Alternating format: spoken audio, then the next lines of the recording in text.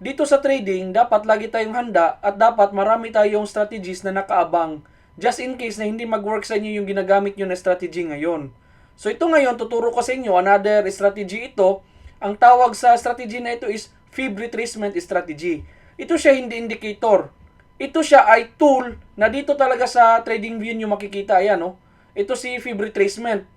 So gawin natin, click nyo ito, tapos start natin para nandito na siya ngayon sa toolbox. Drag ko lang ito. Click nyo lang yan, si fib retracement. Ito may nakita ako dito. Possible to, possible na pwede natin gamitan ng fib retracement na strategy. Ito kasi uptrend.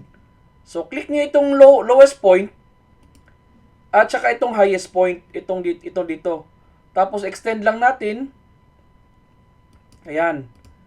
So ngayon, kasi nasa replay ako ngayon, replay mode, play ko ito.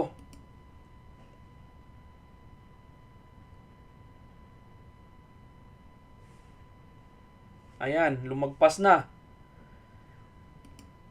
So kung napansin nyo, nag-bounce back ang price from here. Ito na, dito na na area.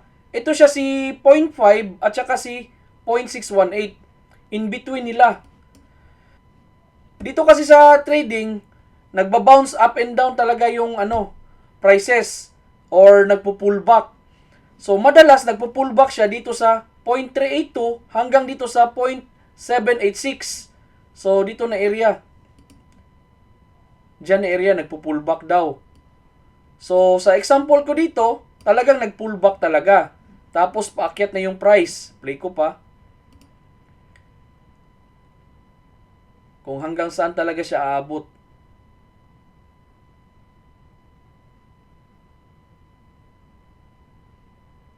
Ayun. Mataas nga. Mataas yung inabot ng price. Kasi nag-pullback siya talaga dito eh. Ang tawag pala sa area na to is golden zone. So, ngayon, set up natin muna itong si fib retracement na tool para mas clear ang paggamit natin. So, click nyo lang ito si fib retracement, tapos punta tayo dito sa settings. Sa settings, itong si 0, gawin natin is puti. Kuluran natin ng puti yan. Tapos ito naman si 0.382, kulay nito, gold or yellow. Tapos si 618, yellow din. Pero, ang opacity nito, lagay natin sa 20% lang opacity. Tapos itong si 1, lagay natin dito white. Tapos i-uncheck natin ito. Tapos itong isa naman, ang value nito, palitan natin. Negative 0.5. Tapos palitan natin ng kulay into maybe ito purple. Tapos ito tanggalin natin. Itong si 0.5 palitan natin ng yellow. Tapos opacity nito 20%. Tapos itong si 0.786 palitan natin ng yellow din. Tapos ito uncheck natin to. Tapos punta tayo dito sa background. Uncheck nyo yan. Tapos itong sa labels, it from left, gawin nating right. Tapos okay. So ayan na siya, mas hindi crowded yung chart natin. Ito siya, ito si 0.5 at saka si 0.618. So in between nila diyan nagbounce yung price which is nasa golden zone. So ito yung golden zone, itong nasa in between ng two yellow lines, ito si golden zone. So ngayon ang gagawin natin dito, dito sa golden zone dapat maghanap tayo dito ng mga reversal na mga candlestick pattern or mga rejections. Yung mga rejections, yung mahaba yung buntot. Tulad nito, ito hammer, sobrang haba ng buntot, rejection. So yan yung hanapin natin dito, yung mahabang buntot and yung mga reversal na mga candlesticks. Tapos kung makakita kayo niyan, palagay natin ito, nag-place tayo ng trade dito. So, pindutin natin si long position. Nakita natin dito si inverted hammer. Pagkakita nyo kay inverted hammer, automatic place kayo ng trade dyan. Tapos, ang stop loss nyo dito sa low portion na na yellow line. So, dyan yung stop loss nyo. Tapos, yung take profit nyo dito sa purple. Ayan. So, tingnan nyo. Bandang dito, hit na yung take profit nyo. So, maghanap ako ng maraming example para mas madali nyo maintindihan. Nandito tayo ngayon sa AUD CAD. Maghanap tayo ng mga examples dito para sa fib retracement strategy natin. Ang fib retracement strategy pala, effective ito para sa uptrend and downtrend lang, hindi yung sa sideways market. At saka ito, gagamit lang tayo exclusively ng 4-hour time frame, wala nang iba. Kasi dito sa trading, the higher the time frame, the more solid and the more accurate the signal it is. Kaya solid 4 hours lang yung gagamitin natin dito. So ito, nasa downtrend tayo, downtrend ito. Ang fib retracement pala, kahit downtrend or uptrend, walang problema. Kahit mag-counter trend, walang problema yan. So ito siya, maghanap tayo dito.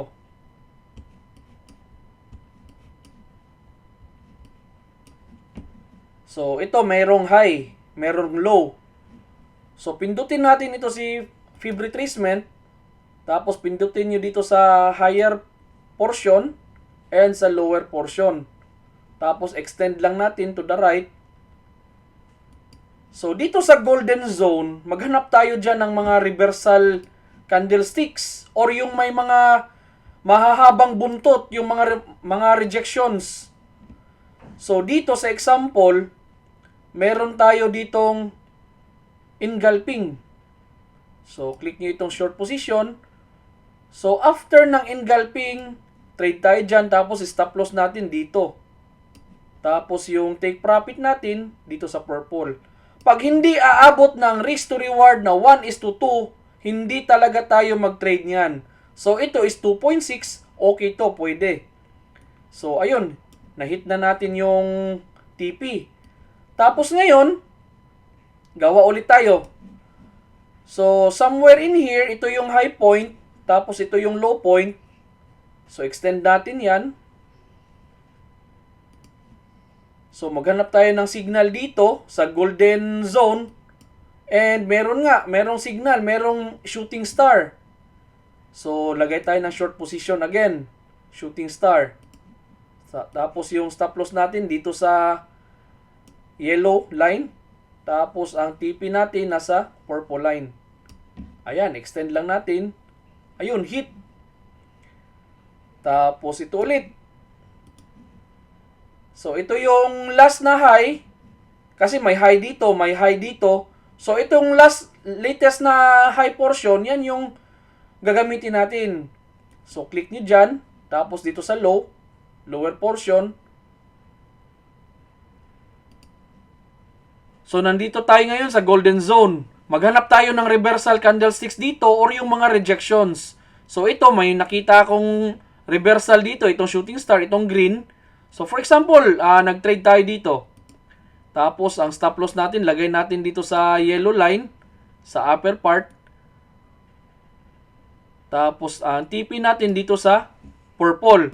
Tapos, hindi niya na-hit yung TP natin. Don't worry. Kasi mag-set tayo ng rule natin dito. Pag na-hit niya itong white line, itong sa 0 point, ilagay natin yung stop loss natin dito sa low portion na yellow line. So, nandito na yung bagong SL natin. Tapos, bumaliktad yung price, na-hit yung yellow line. So, profit pa rin tayo. Maliit lang, pero hindi tayo talo. So, yan yung rule natin dito, isa sa mga rules. Tapos, dito na naman, umakyat siya, tapos bumaba. Tapos, pindutin natin si fib retracement. So, ito yung latest na high niya. Pindutin natin dyan. And dito sa low portion din. So, extend natin to the right. And maghanap tayo ngayon ng signal dito sa golden zone. So, may nakita nga ako na signal dito. Itong engulfing. So, trade tayo dyan. So, stop loss nyo dito sa yellow line. Tapos, take profit nyo dito sa purple line. Ayun, hit. Tapos another. Ito yung highest point. Tapos dito na low point. Extend natin. So kung napansin nyo, ito hindi umabot. Ito umabot pero buntot lang. So not valid na yan. So hindi na tayo magte-take ng trade niyan. And kung for example, kung sobrang lawak na ng golden zone, tulad nito, mga ilang pips na to, nasa 102 pips na, sobrang lapad na, so pwede nyong hindi i-take yung trade, or kung kukunin nyo pa rin, make sure na yung lot size na gagamitin nyo, maliit lang. Just in case na talagang against sa iyo yung yung market, hindi malaki yung talo mo. So it's up to you, pwedeng kunin, pwedeng hindi. Maghanap na naman ako ng ibang example sa other currency pair para mas maraming example, the better. Dito na naman tayo maghanap ngayon sa NZD-USD na currency pair para sa ating fib retracement na strategy. So, siguro somewhere dito, check natin.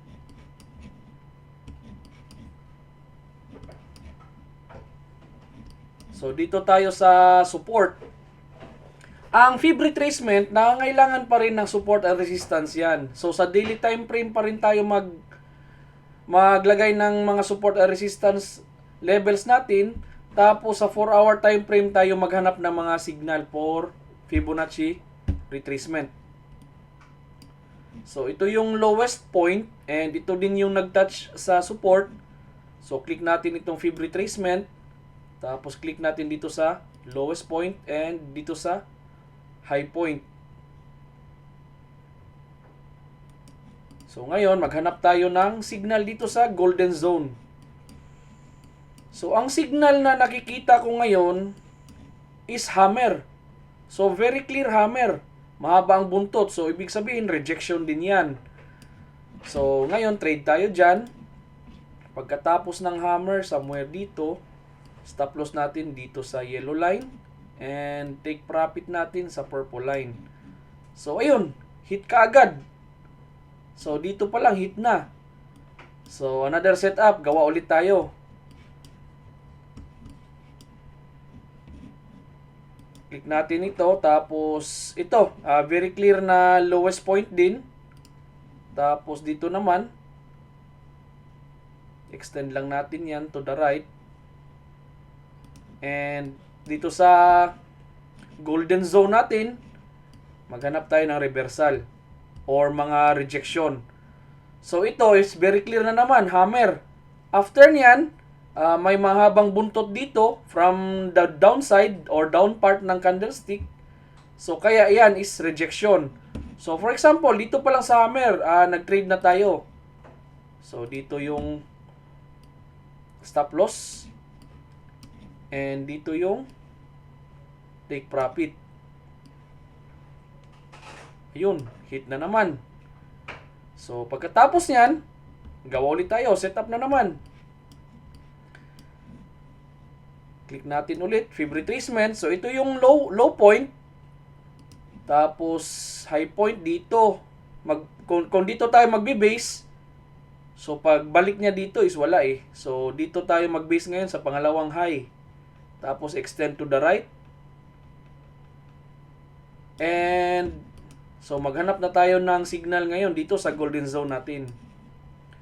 So sa golden zone, dito meron siyang inverted hammer, inverted hammer, inverted hammer, and dito very clear engulfing. So palagay natin dito sa engulfing tayo nag-trade. Mas clearer kasi yung signal sa engulfing. So, for example, trade tayo dyan. Stop loss natin dito. Tapos, take profit natin dito sa purple. For example, yung take profit natin, itong purple, nasa ibabaw na ng resistance level natin. So, hindi na tayo mag-trade dyan. Kasi walang kasiguraduhan na magbe-breakout yan dyan, yung mga candlesticks.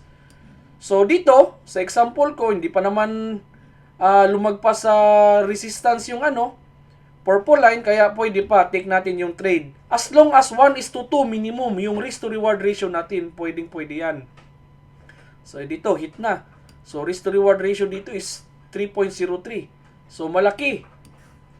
So, ngayon, na-hit niya yung resistance level natin, nag-downtrend na naman. So, hanap tayo ng signal ulit. So, ito is highest point, and ito lowest point dito. So, no clear signal. Kung napapansin nyo, puro halos buntot lang dito ang meron. So, delete natin to. Hanap tayo ulit. So, ito naman. Ito yung high point dito. Tapos, ang low point dito. So, hindi din. Not very clear din yung signal. May mga rejection, pero medyo alanganin. Kasi kung mag-trade tayo, somewhere dito na yung ano natin, starting sa pag-trade. So, lagpas na siya sa yellow line. So, hindi ko na iti-take to. So, hanap ulit tayo ng signal. Siguro ito. Ito dito. Kasi may height siya dito. Meron din dito. Meron din dito. Ito sa latest na high point yung kunin natin. Ito. Tapos, sa low point dito. Extend natin. So, ang meron dito sa signal na ito, shooting star. And shooting star. At the same time, engulfing. So, for example, nag-trade tayo sa engulfing. Trade tayo dyan. Stop loss natin dito. Take profit natin dito sa purple.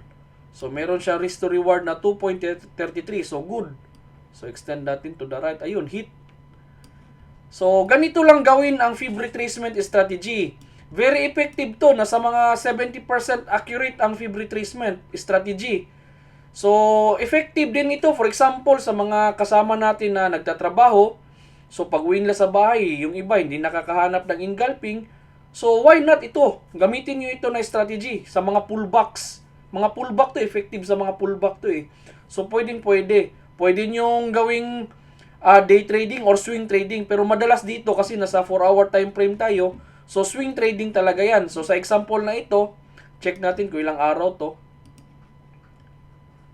So, nasa 11 days and 8 hours. So, swing trading talaga. Very effective. So, pwede nyong i-backtest muna ito na strategy bago nyo gamitin sa demo or sa actual account nyo. Magbibigay ako ng example ngayon sa live market. So, nandito tayo ngayon, Australian dollar versus USD. So, live market ito. So, ito, Fibonacci retracement. Pindutin natin to. And dito banda, ito yung high point kasi nag-pullback sa dito eh. Pag pullback niyang ganun, bumaba. So, consider this as high point na. Tapos, ang low point is ito. Diyan. So, ngayon, meron siyang hanging man. Ayan, hanging man. Kung naabutan nyo ito, pwede kayong mag-trade dyan. Trade dyan, ayan. Dito yung take profit nyo. Dito yung stop loss nyo. So, kung naabutan nyo ngayon, may profit na kayo. Unti-unting may profit na. So, hanap ulit tayo sa ibang currency pair. So, dito naman tayo sa Euro CHF. Ayan. Sa Euro CHF naman, from support, umakyat siya. Ngayon, nag-pullback siya. So, pindutin natin ulit si fib retracement. Ito yung low portion niya. Tapos, ito yung high point niya. So, hindi pa siya umabot dito sa golden zone natin. Kung umabot siya dito at may signal, pwede tayo mag-trade. So, hanap ulit tayo sa iba naman. Ito, GBP USD. GBP USD is may high dito. Ito ngayon, nag-pullback siya. So, fib retracement. Click natin dyan. Tapos, click natin dito. So, ngayon, maghanap tayo ng signal kasi nandito na sa golden zone. Maghanap tayo ng signal dyan. Reversal. So, ito yung take profit natin. So, another last one is ito, si USDJPY. USDJPY. So, si USDJPY ngayon, downtrend, oh. So, may high point siya dito. Tapos, low point dito. Extend lang natin yan. So, ngayon, meron siyang mahabang buntot. Pero, hintayin mo natin. Baka babalik dyan. Pag bumalik dito sa golden zone natin, tapos may reversal signal, pwede nating i-take yan na trade. So, hanggang dito lang ang example ko sa live market. Hopefully, makatulong ito ng malaki sa inyo sa trading journey ninyo para tayong lahat dito successful and very profitable traders. So, see you soon sa next video.